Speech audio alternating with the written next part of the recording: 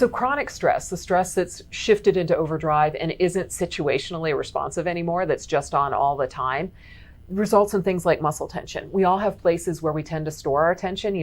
Neck, shoulders, low back tend to be really common areas.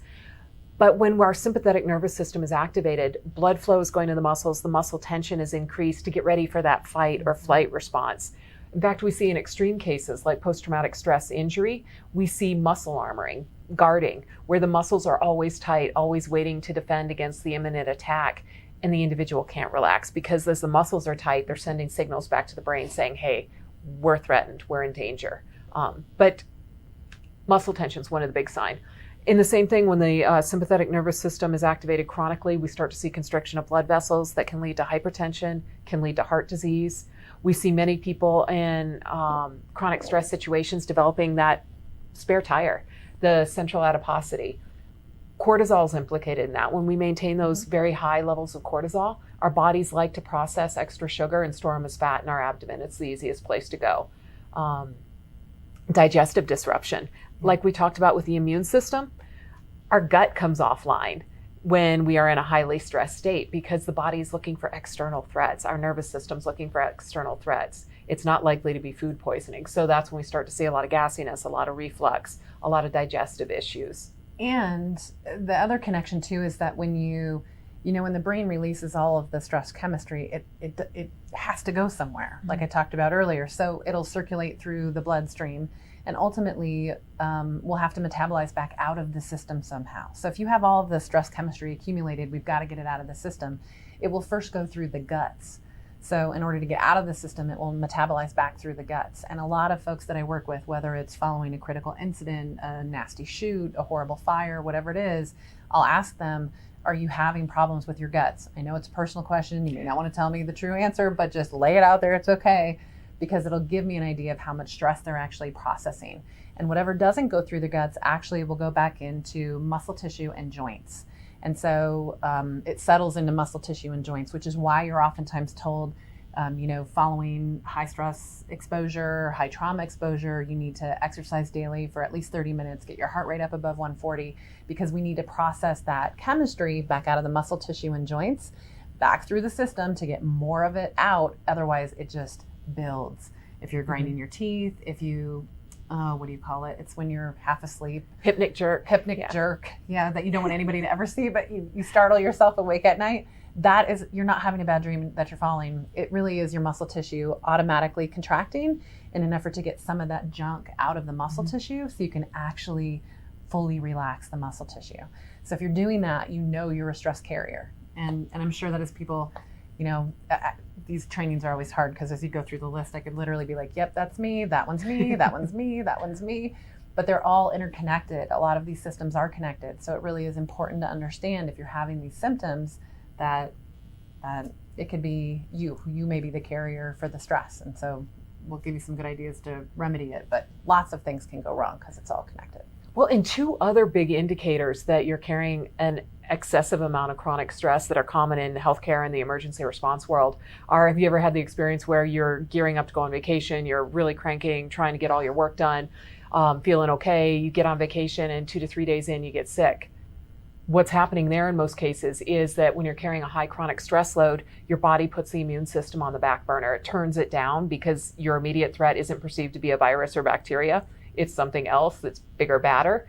Then you go on vacation, you start to relax, your sympathetic nervous system comes down, your parasympathetic response comes back up, your immune system comes online and looks around like, where did all this come from? And kicks into overdrive to start battling viruses, bacteria, whatever. And that's why oftentimes when we seek to go on vacation, that's when we actually get sick because our immune system's turned back on.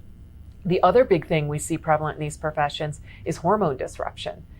Big one in emergency response, or especially for the males, is low testosterone. Yeah. Chronic cortisol secretion, chronic cortisol elevation can lead to a depletion of the sex hormones, again, because the body's not prioritizing them. Reproduction's not what's typically going to solve the threat. When you're in high threat detection, reproduction's not where the body's going. So we see lots of times low testosterone is mistaken. It feels like depression. Yeah. It might feel like post-traumatic stress injury, but it's actually a hormonal issue. Yeah, and for both men and women, we get a ton of people in who will say, oh, it's definitely stress. I'm irritated, agitated, depressed.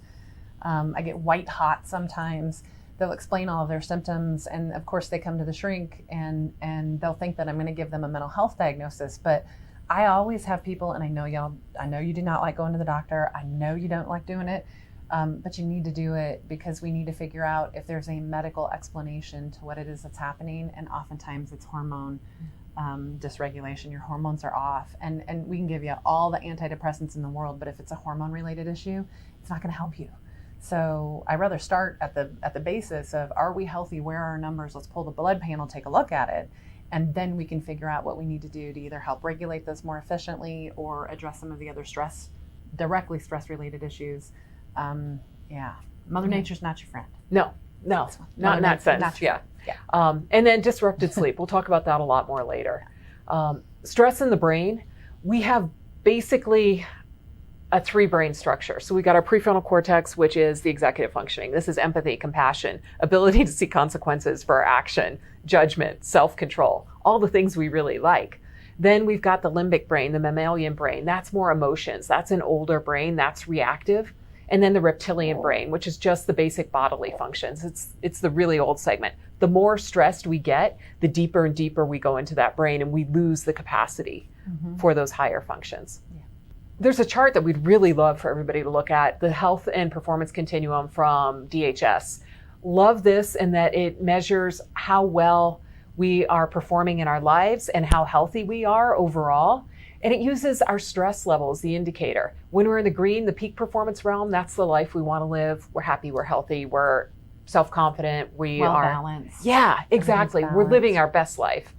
When we start to accumulate that stress and we slide down the spectrum from yellow to orange to red, that's where we start to see decreased performance, fatigue, inflexibility. Just like we get muscle tension when we have high stress, we also tend to get more rigid in our behaviors and in our thinking. And again, that's us dropping down into the lower brain states. We have less energy. And ironically, the things that we need to maintain our well-being, our self-care, which basically are grouped into eat, move, and sleep, those are the first things to go by the wayside when we're stressed. Yeah. The orange zone, the poor performance zone, this is when we're really becoming injured. Aggressive behavior, unable to sleep, guilt, relationship issues, sadness, anger. Anger is a big one, and we're seeing a lot of that across the country. Well, and I talk to a lot of responders too, just about noticing your irritation, agitation threshold and how much you can tolerate. And when I move into a place where my husband's breathing bothers me, right? I mean, not breathing is really not an option, but when I get to that place where even those little things are irritating me, I know that I'm losing bandwidth for minor things. And so really paying attention, and everybody's might be just a little bit different, but you really want to know what your signs and symptoms are so that you don't end up, having this also sneak up on you and button hook you down the road. And all of a sudden, now we have a family problem, because these impact your families, and Absolutely. Our families, our support networks, our families hopefully are doing well, are hanging in there with us with our crazy careers and all the stress and all the whatever. But we just make sure that when you kind of go through this and take a look at it, we also have the ways to improve, the ways to help yourself, the ways to reach out, that you're making it personal to you, so that these symptoms and whatnot aren't just general.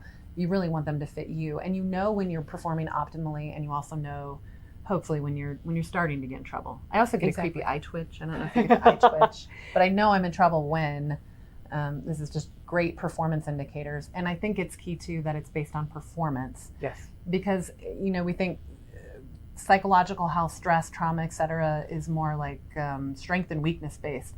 I really want you to think about your brain and this as a machine for performance. And when your brain is doing well, you will perform well. If your brain is not doing well, we've got way too much stress chemistry, way too much trauma exposure, your performance is going to suffer. And so it's just really critical that you see mental health as performance-based. Right. And the nervous system, which we'll talk about a lot in this series regarding stress management, is the connector between the brain and the body. Yes. So the nervous system is the conduit. And this is one of the ways that really empowers us. When we can connect with and direct our nervous system responses, we can really improve the health of our body and of our minds. And then all the external things, our relationship, job satisfaction. It's learning how to run the machine. It is, exactly. Yeah. Working with the wiring. So the other thing we really love about this is when you get down in that red zone, that's the area where we might be able to self-correct, but it's going to take a heck of a lot of work and probably a lot of suffering. This is where it's highly recommended to go to a professional who's competent, who gets the job, who understands the trauma exposure and understands the stressors unique to our professions to help us get back to that yellow, that orange, that green. And find this human before you get there, by the way, because it can be hard to find. Somebody who's culturally competent, trauma-informed, knows what you're doing professionally, really important. Find them before you get there, because when you get there, it'll be a bugger to navigate that system. I'd reach out and do basic self-care, self-checks. We'd regularly change the oil. We'd regularly do things in our home for maintenance. We have to maintain this machine too. Absolutely. So we talked a little bit about stress. The stress system is designed to manage acute stressors. Unfortunately, in modern life, especially in these professions and households, chronic stress is what we're experiencing. So just as we are required to do more in our professions than the average person, it means that we are required to have greater capacity to manage stress, or we're going to suffer from it. And this is, I think, just as important a job skill, a performance skill, as any other skills that we learn on the job. And not just capacity, but the skills. Like, we have to have the skill sets packed in. We have to have an incredible, like, responders have to have an incredible toolkit, period, so that they can counter it. When people say, well, what can I do to make it through this crazy time that we're all in right now? And I'll tell them, you need to quadruple down on all of your resources. You need to quadruple down on all the things you're doing for that self-care, because you can't not do that, because you are tasked with so much more. Exactly. There's a great analogy. It's the boiling frog syndrome. It's an actual study. If you take a pot of boiling water and you toss a frog into it, the frog will jump out immediately because it recognizes, whoa, there is a lot of thermal stress here. I don't like this. It's uncomfortable. But if you take that same frog and you put it in a pot of cold water, then turn it on a stove so it warms slowly over time, the frog will boil to death because the amount of thermal stress, the stress that it's experiencing, is increasing so slowly, so insidiously. The frog's threat detection mechanisms don't recognize, hey, you're in way over your head. This is a great analogy for humans. This is why it's so important for us to manage that stress on the fly. Most of what gets responders and healthcare workers is the cumulative occupational exposure to stress and trauma. The good side to that is that the cumulative benefits that we get from self-care and resiliency practices are a very effective counter to that. It keeps our pot from boiling so hot. Absolutely.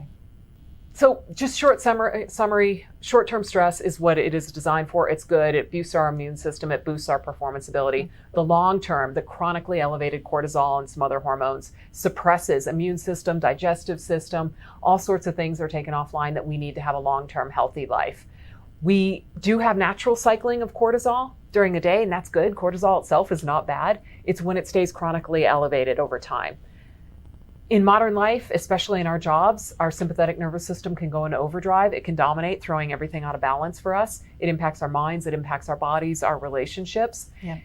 But when we understand that, we are empowered to really take control, to self-induce states of calm, to talk to our nervous system more effectively, and to basically regulate our experience so that stress doesn't get the better of us. We manage it more effectively.